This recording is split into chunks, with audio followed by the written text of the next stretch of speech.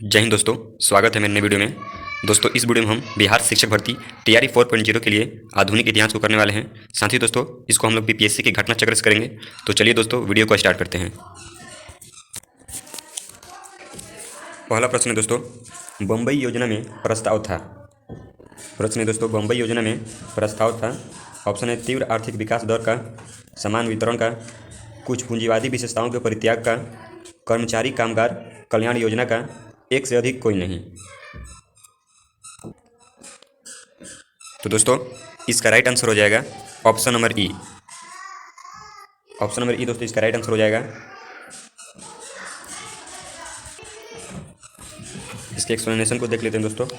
इसमें दिया हुआ है कि बम्बई योजना 1944 से 45 में प्रमुख भारतीय उद्योगपतियों के एक समूह द्वारा प्रस्तुत की गई थी। ये दोस्तों बम्बई योजना जो थी यह भारत के उद्योगपतियों के द्वारा प्रस्तुत की गई थी। इस योजना के तहत भारत के लिए आयात प्रतिस्थापन और औद्योगिकरण आधारित प्रस्तावों के मध्य से भारतीय अर्थव्यवस्था के तीव्र आर्थिक विकास की बात कही गई थी। इसमें दोस्तों भारतीय अर्थव्यवस्था के तीव्र आर्थिक विकास की बात कही गई थी। आगे दिया है कि साथ ही इसमें देश के आर्थिक विकास से राज्य द्वारा हस्तक्षेप और योजनाबद्ध विकास के साथ साथ सार्वजनिक उपक्रमों की आवश्यकता के रूप में कुछ पूंजीवादी विशेषताओं का परित्याग भी परिलक्षित होता है। तो इस आधार पर ऑप्शन ई जो है इसका सही आंसर हो जाएगा। अगले प्रश्न पर बढ़ते हैं दोस्तों। अगला प्रश्न है दोस्तों, जमशेदपुर लेबर एसोसिएशन की स्थापना 1920 ईस्वी में किसने की?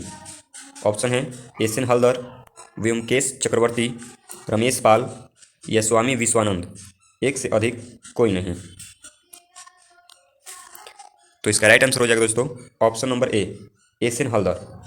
दोस्तों एस एन हलदर ने 1920 ईस्वी में जमशेदपुर लेबर एसोसिएशन की स्थापना की थी। इसके एक्सप्लेनेशन में देख लेते हैं दोस्तों। इसमें दिया हुआ है कि जमशेदपुर लेबर एसोसिएशन की स्थापना 1920 ईस्वी में एम एन हलदर ने की थी।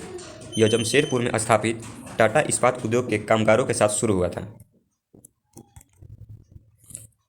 अगला प्रश्न है, किसान क्या करे किसने लिखी? प्रश्न है दोस्तों, किसान क्या करे यह किसने लिखी? ऑप्शन है स्वामी शाहजानंद सरस्वती, कार्यानंद शर्मा, बाबा रामचंद्र या उपयुक्त सभी।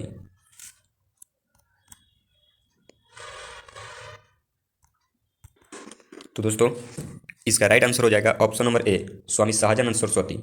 दोस्तों किसान क्या करे इस पुस्तक को स्वामी शाहजानंद सरस्वती ने लिखा था।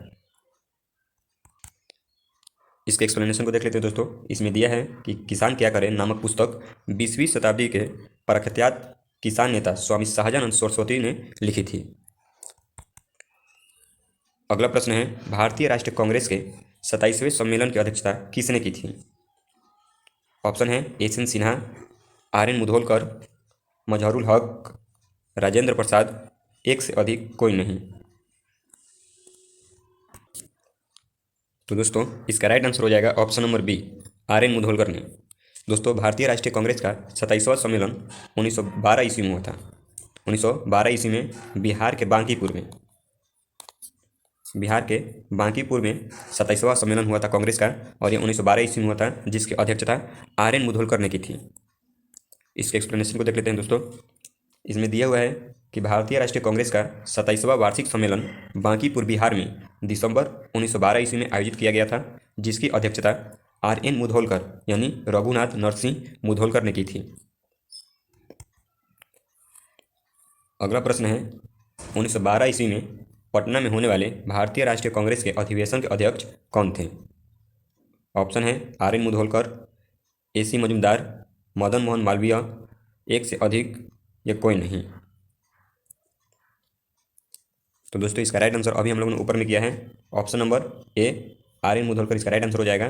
दोस्तों बिहार के बांकीपुर में ही 27वां सम्मेलन जो हुआ था कांग्रेस का 1912 ईस्वी में।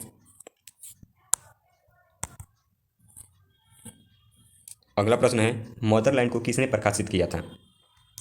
अगला प्रश्न है दोस्तों, मदरलैंड को किसने प्रकाशित किया? ऑप्शन है राजेंद्र प्रसाद, मोहम्मद शफी, मजहरुल हक या ब्रजकिशोर प्रसाद, एक से अधिक कोई नहीं। तो दोस्तों इसका राइट आंसर हो जाएगा ऑप्शन नंबर सी, मजरुल हक। मदरलैंड को मजरुल हक ने प्रकाशित किया था दोस्तों। इसके एक्सप्लेनेशन को देख लेते हैं। इसमें दिया है कि मदरलैंड नामक साप्ताहिक पत्र का प्रकाशन पटना के सदाकत आश्रम से मौलाना मजरुल हक ने किया था। इसको भी ध्यान में रखिएगा दोस्तों, सदाकत आश्रम जो है वो पटना में स्थित है और यहीं से मौलाना मजरुल हक ने मदरलैंड पत्रिका की, मदरलैंड साप्ताहिक पत्र की शुरुआत की थी।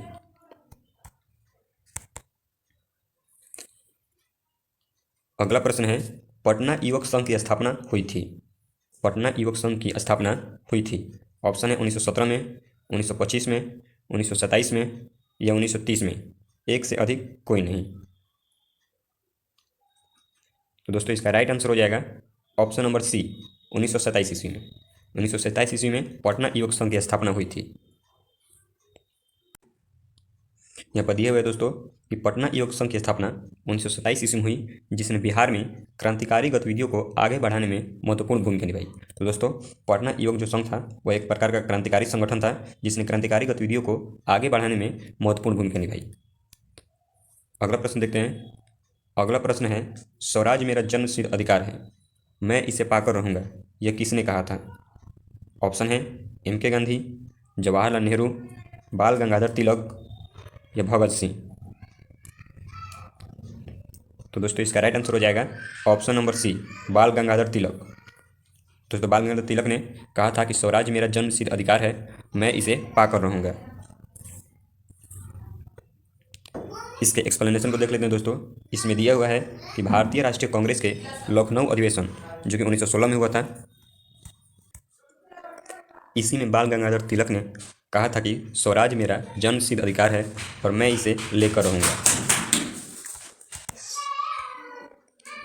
तिलक राजनीतिक उग्रवाद तथा आक्रामक राष्ट्रवाद में विश्वास करते थे। दोस्तों बाल गंगाधर तिलक के बारे में जानते हैं कि बाल गंगाधर तिलक जो थे वे गरम दल के नेता थे। आगे दिया है कि इस अधिवेशन में उग्रवादियों की पुनः कांग्रेस में वापसी हुई थी। दोस्तों 1916 ईस्वी में ही गरम दल और नरम दल दोनों हैं एक हो गए थे। कांग्रेस का जो लखनऊ का सम्मेलन हुआ था, लखनऊ का जो अधिवेशन हुआ था, उसी में गरम दल और नरम दल एक हो गए थे।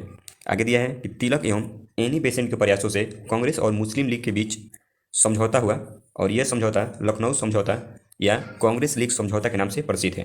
तो दोस्तों 1916 ईस्वी में दो महत्वपूर्ण चीज़ें हुई। पहला कि नरम दल और गरम दल दोनों एक हो गए और उसी समय कांग्रेस और मुस्लिम लीग के बीच भी समझौता हुआ और वो दोनों भी एक हो गए। साथ ही दोस्तों 1916 ईस्वी का जो लखनऊ समझौता हुआ था कांग्रेस का, उसमें कांग्रेस का अध्यक्ष थे AC मजुमदार, अंबिका चरण मजुमदार। इसको भी ध्यान में रखिएगा। बढ़ते हैं अपने अगले प्रश्न पर। अगला प्रश्न है, किसने कहा था स्वराज्य मेरा जन्मसिद्ध अधिकार है और मैं इसे लेकर रहूँगा? ऑप्शन है महात्मा गांधी, बिपिन चंद्रपाल, गोपाल कृष्ण गोखले, बाल गंगाधर तिलक। तो दोस्तों इस प्रश्न को अभी हम लोगों ने किया है, तो इसका राइट आंसर हो जाएगा ऑप्शन नंबर डी, बाल गंगाधर तिलक। अगला प्रश्न दिया है कि स्वराज मेरा जन्मसिद्ध अधिकार है और मैं इसे लेकर रहूँगा। तो दोस्तों ये प्रश्न अभी हम लोगों ने किया है, तो इसका राइट आंसर बाल गंगाधर तिलक हो जाएगा। अगले प्रश्न बढ़ते हैं। अगला प्रश्न पुनः दोस्तों वहीं दिया हुआ है कि स्वराज मेरा जन्मसिद्ध अधिकार है और मैं इसे लेकर रहूँगा। दोस्तों ये प्रश्न बार बार इसलिए दिया हुआ है क्योंकि इसको कई बार ये प्रश्न पूछा जा चुका है। अगला प्रश्न है, भारतीय क्रांति की जननी किसे कहा गया है? प्रश्न है दोस्तों, भारतीय क्रांति की जननी किसे कहा गया है? ऑप्शन है Annie Besant, Snehlata Wadekar, Sarojini Naidu, madam Bhikaji Rustom Cama. तो दोस्तों इसका राइट आंसर हो जाएगा option number D, madam Bhikaji Rustom Cama. Option number D दोस्तों इसका राइट आंसर हो जाएगा। दोस्तों मैडम भीकाजी रुस्तम कामा को भारतीय क्रांति की जननी कहा जाता है। इसके एक्सप्लेनेशन को देख लेते हैं दोस्तों। इसके एक्सप्लेनेशन में दिया हुआ है, मैडम कामा का जन्म 24 सितंबर 1861 ईस्वी को हुआ था। उनके माता पिता पारसी थे। सोराबजी पटेल उनके पिता थे। उनका विवाह रुस्तम KR कामा के साथ हुआ था जो कि एक वकील एवं सामाजिक कार्यकर्ता थे।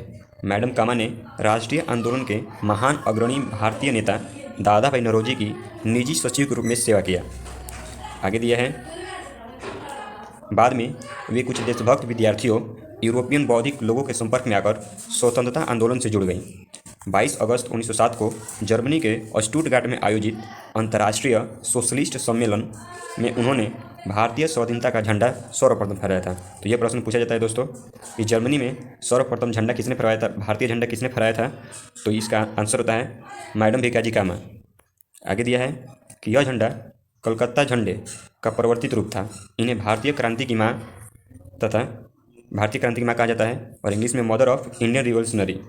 तो इसको ध्यान में रखिए दोस्तों, भारतीय क्रांति की माँ या भारतीय क्रांति की जननी किसको कहा जाता है? तो मैडम रुस्तम कामा, मैडम भिकाजी कामा को भारतीय क्रांति की माँ यानी कि भारतीय क्रांति की जननी के नाम से जाना जाता है।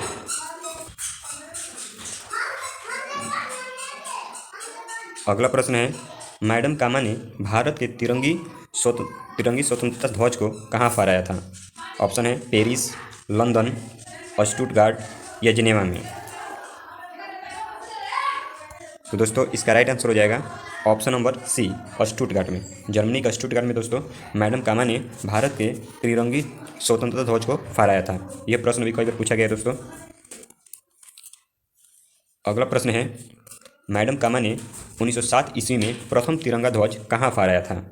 ऑप्शन है लंदन, पेरिस, मॉस्को या स्टुटगार्ट। तो इसका राइट आंसर हो जाएगा ऑप्शन नंबर डी, स्टुटगार्ट में। स्टुटगार्ट में दोस्तों, जर्मनी के स्टुटगार्ट में मैडम कामा ने सर्वप्रथम झंडा फहराया था। अगला प्रश्न दिया हुआ है, लंदन में इंडिया हाउस के संस्थापक कौन थे? लंदन में इंडिया हाउस के संस्थापक कौन थे? ऑप्शन है श्यामजी कृष्ण वर्मा, रास बिहारी बोस, रामचंद्र, तारकनाथ दास, एक से अधिक कोई नहीं। तो दोस्तों इसका राइट आंसर हो जाएगा ऑप्शन नंबर ए, श्यामजी कृष्ण वर्मा। श्यामजी कृष्ण वर्मा ने दोस्तों लंदन में इंडिया हाउस के संस्थापक थे। तो चलिए दोस्तों, हमारा वीडियो यहीं पर समाप्त होता है। दोस्तों मिलते हैं अपने अगले वीडियो में, तब तक के लिए धन्यवाद।